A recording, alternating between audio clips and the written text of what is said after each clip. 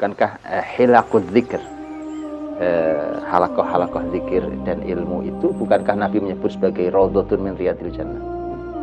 Dia adalah taman dari taman-taman surga. Artinya apa sih? Artinya di dunia ini kita sudah harus punya surga.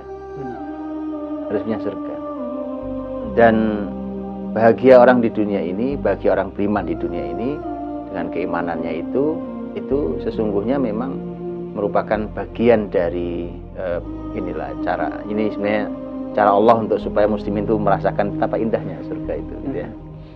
Ya, dan yang tidak merasakan kebahagiaan di dunia ini, nah ini kita khawatir, jujur khawatir. Ya, karena dulu ulama ada yang mengatakan bahwa yang tidak merasakan surga di dunia tidak merasakan surga di akhirat.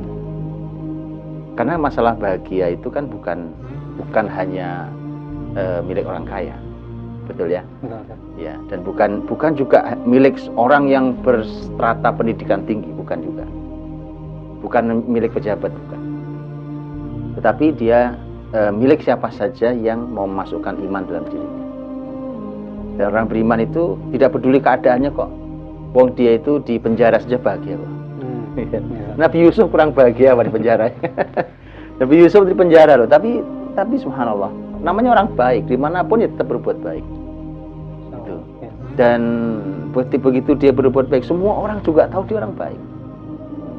Sehingga dia bahagia dan dia berbagi bahagia pada siapapun.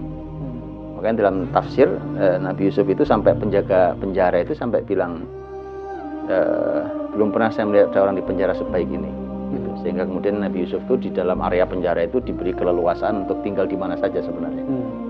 Saking baiknya itu. Hanya karena penjaga penjara tidak punya kuasa kan untuk melepaskan. Begitu juga orang-orang yang ada di situ. Bahkan si orang yang minta ditakwil mimpinya, kalimatnya kan inna naraka minal muhsinin. Kami melihat engkau orang baik. Kamu nih kayak orang baik. Jadi nggak ada masalah kok, berbuat baik itu tidak mesti harus di sebuah tempat khusus. Kenapa harus berbuat baik itu hanya menunggu di masjid? Kemana kebaikan kita saat di masjid?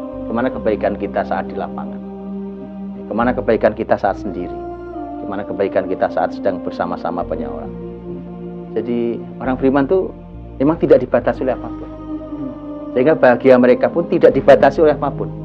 Kalau saya bahagia harus menunggu saya punya uang, alangkah sulitnya saya. Ya kalau punya, ya kan? Kalau saya untuk bahagia harus pergi jalan-jalan ke tempat-tempat jauh yang harganya juga mahal, sengsara sekali saya. Saya duduk di sini bisa sangat bahagia sekarang juga. Masya Allah. Nah, gitu.